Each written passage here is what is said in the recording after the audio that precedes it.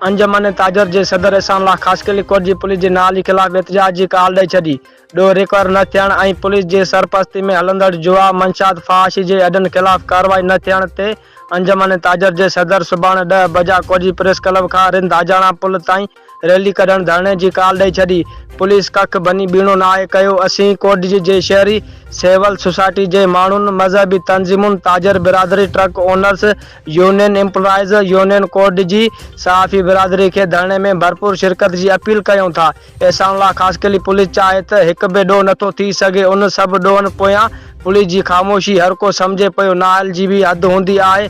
केर बि घरनि में महफ़ूज़ न आहे। रही ॻाल्हि हाणे वक़्तु वेहण जो न आहे। सुभाणे 9:30 बजा प्रेस क्लब खां रिंद आजाणा ताईं तव्हांखे ख़बर आहे त बदअमनी तमामु घणी वधी चुकी आहे, जंहिंजे करे असां टियों ॾींहं असांजा दोस्त मोज़िज़ शहरी अंजुमन ताजरान जा उहिदेदार प्रेस कॉन्फ्रेंस कईसीं।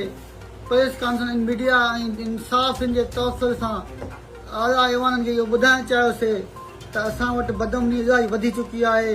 जेके क्राइम 10-12 क्राइम थिया 8 ॾींहंनि जे अंदरि ॾोह थिया, असां उहे इंतिज़ामिया खे नोट करायासीं त महिरबानी करे इहे असांजा रिकवर कया वञनि ऐं इन्हनि मज़लूम सां इंसाफ़ कयो वञे। अॼु ॿियों ॾींहुं आहे, कोई प्रोग्रेस न आहे पुलिस जे तरफ़ां। कोई पुलिस हिन महिल ताईं उहा रिकवरी न करे सघी आहे, न इहो ॾोहारी अरेस्ट करे सघी आहे। जेसि ताईं तव्हां मुतहिद न थींदव, जेसि ताईं तव्हां गॾु न थींदव, जेसि ताईं तव्हां पंहिंजी तकलीफ़, पंहिंजो दर्द रोडनि ते अची न ॿुधाईंदव, तव्हांजो मसइलो हल न थींदो। मुंहिंजा भाइरो दोस्तो, हे तव्हांजो वक़्तु आहे पंहिंजे हक़ वठण जो।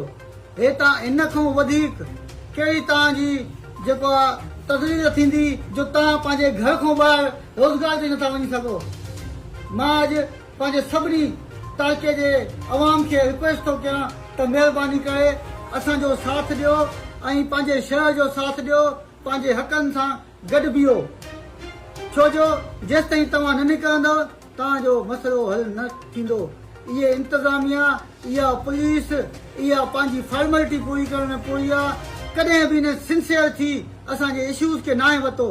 मां ऐं तव्हां दोस्त सभई पंहिंजे दिलि ते हथ रखी ऐं कसम खणी चयो जे पुलिस सचाई ते चढ़े त कोई ॾोह थी सघे थो? न, कॾहिं बि न। हिकिड़ो SSP आयो नासिर आफ्ताब ऐं बंगे साहब, जंहिं हिकिड़े महीने में सॼो अमन करायो ऐं उन पुलिस जी जेका इंट्रोडक्शन असांखे करायो अवाम खे, असांखे अॼु यादि आहे। जेको असां ते पुलिस ते असांजो एतमाद हूंदो हुयो, अॼु पुलिस ते एतमाद कोन्हे को। छो जो पुलिस पंहिंजी ड्यूटी नथी करे, सिंसियर ई न आहे पंहिंजी ड्यूटी सां। अॼु मां पंहिंजे दुकानदार भाइयुनि खे, शहर जे मोज़िन खे रिक्वेस्ट कंदुसि सुभाणे निकिरी ऐं एहतजाज, पंहिंजो एहतजाज रिकॉर्ड कराइनि। असां धरनो ॾींदासीं जेसि ताईं हिननि दोस्तनि जा मसइला हल न थींदा, मज़लूमनि सां इंसाफ़ न थींदो, असां कोन उथंदासीं हिन रोड तां। असां एम्प्लॉइज़ यूनियन कोडी जी जे सदर सैयद वाजिद हुसैन शाह राइट्स खे रिक्वेस्ट था कयूं, सिविल सोसाइटी खे रिक्वेस्ट था कयूं, वुकला बिरादरी खे रिक्वेस्ट था कयूं, साफ़ी बिरादरी जे हमेशह मज़लूमनि जो साथ ॾिनो आहे उन्हनि खे रिक्वेस्ट था कयूं, खैरपुर ट्रक ओनर्स एसोसिएशन खे रिक्वेस्ट था कयूं, मोज़िज़ शहरियुनि खे ऐं असां पंहिंजे मज़हबी तंज़ीमुनि खे बि रिक्वेस्ट था कयूं, जंहिंमें सर फ़हरिस्त आहे शियान हैदर करार ऐं कादरी तहरीक, जिन्हनि हमेशह हक़ जो साथ ॾिनो आहे। ऐं तव्हां मज़हबी तंज़ीम आहियो, तव्हां त इहो फ़र्ज़ु बि आहे त पंहिंजो पॉज़िटिव रोल अदा करे हिननि मज़लूमनि खे इंसाफ़ वठी ॾियनि। अॼु सुभाणे 10 बजे खां वठी असां रैली कंदासीं, प्रेस क्लब खां वठी निकिरंदासीं।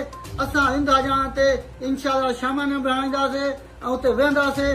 असां रोड बंदि करे पुरअमन एहतजाज कंदासीं त जीअं असांजे शहरनि जा, असांजे मज़लूमनि जा मसइला हल थियनि ऐं जेका उन्हनि सां डकैती ऐं जेका नाइंसाफ़ी थी आहे उनजो इंसाफ़ कयो वञे।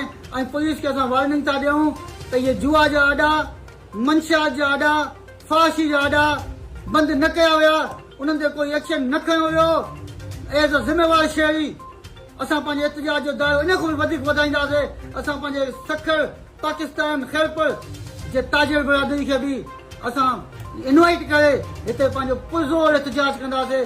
इहे अगरि मंशियात ऐं जुआ ऐं फाशी आॾा या इहे जेके क्राइम पेशा अफ़रादनि जे उहे अरेस्ट न कया विया त असां पंहिंजो एहतजाज जो दाइरो न घटि कंदासीं जेसि ताईं असांखे इंसाफ़ न मिलंदो।